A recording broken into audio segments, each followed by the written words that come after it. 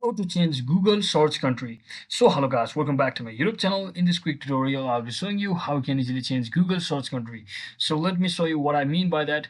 So whenever I go to google.com and if I search in for like some questions like,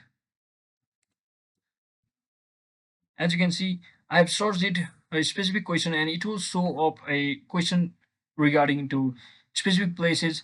And as you can see, it's currently showing me for UK or USA. So if you were on a different location, for example, in this case, I'm in Nepal right here.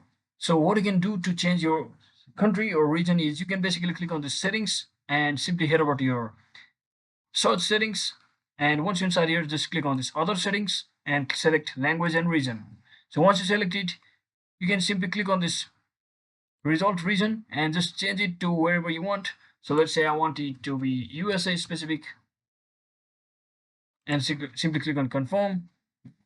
So let me just quickly show you to by changing it to another country, let's say Ukraine, and simply click on confirm. And whenever I head back, it should show that particular country just like this. So that is exactly how we do it, guys. I hope this video was informational. If it was, don't forget to like and subscribe to the channel. See you on the next one.